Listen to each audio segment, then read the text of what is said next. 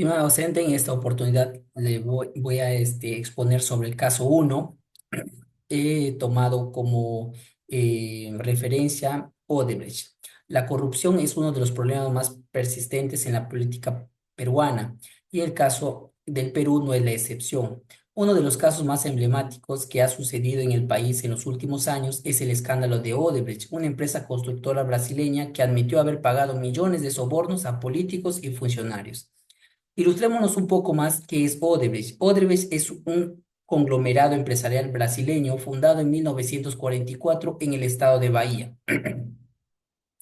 Odebrecht se expandió por diversas áreas con la ingeniería y la energía, convirtiéndose en una de las transnacionales más grandes de América Latina.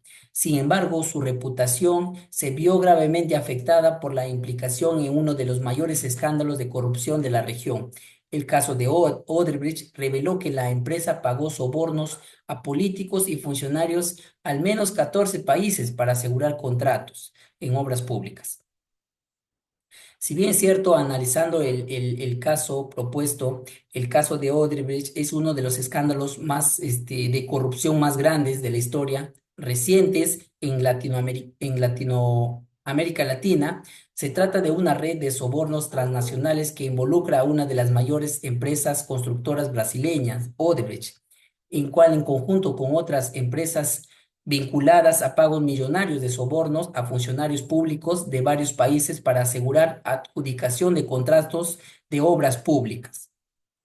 En el Perú comenzó a tomar relevancia a partir del 2016, cuando en el Departamento de la Justicia de Estados Unidos reveló que Odebrecht había confesado haber pagado más de 29 millones de dólares en sobornos a funcionarios peruanos entre el 2005 y el 2014.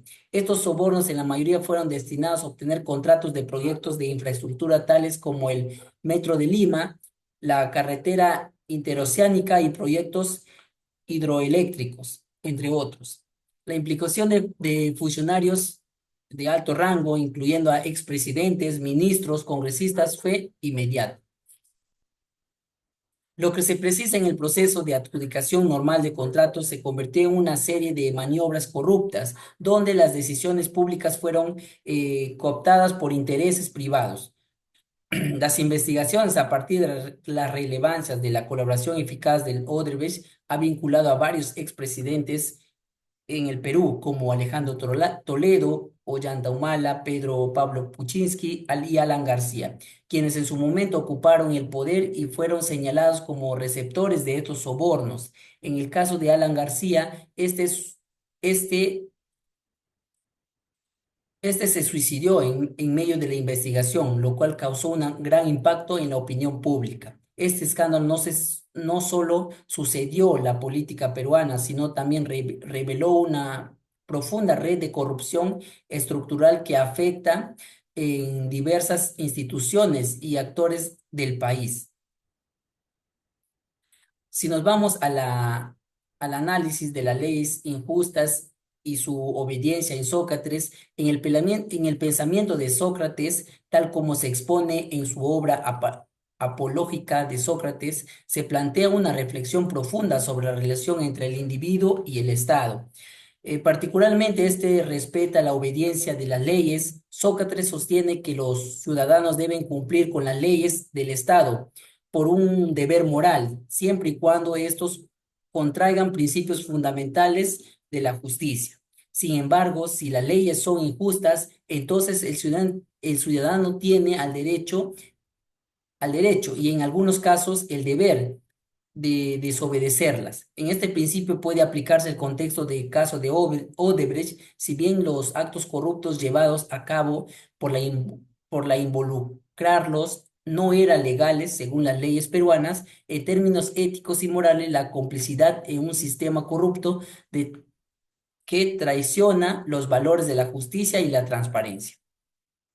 La democracia como política corrupta y el buen gobernante a partir de la teoría de las ideas de Platón.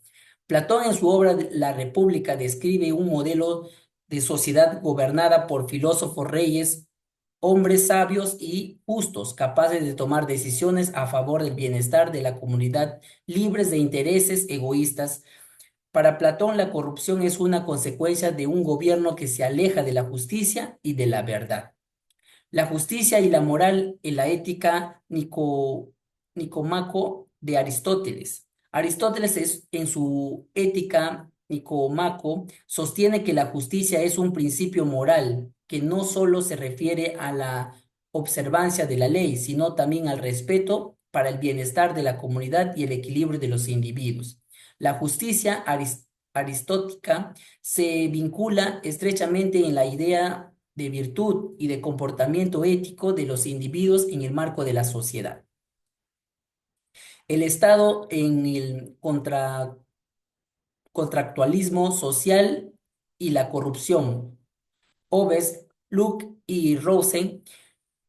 El contractualismo social sostiene que el Estado existe como resultado de acuerdo entre los individuos para formar una sociedad justa.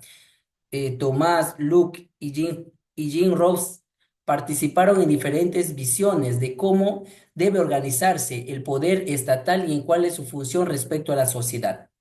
Hobbes veía el Estado como en fuerza necesaria para evitar caos, mientras que Luke lo concebía como una entidad encargada de proteger los derechos naturales del individuo.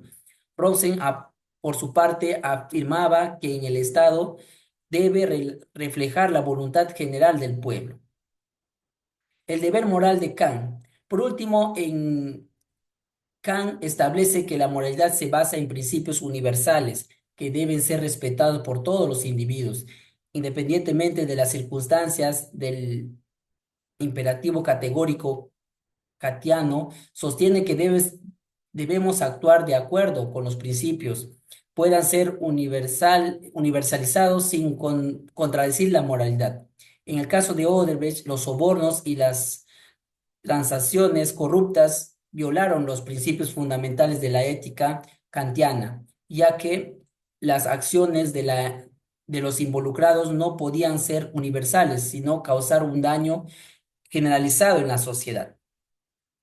En conclusiones, el análisis el caso de corrupción de Odebrecht en el Perú a través de la perspectiva filosóficas y jurídicas de Sócrates, Platón, Aristóteles, Hobbes, Locke, Robes y Kant ha permitido comprender la magnitud de este escándalo desde distintas aristas. Como uno de los filósofos adopta elementos claves para reflexionar sobre el papel del derecho y la moral en la política y cómo se direcciona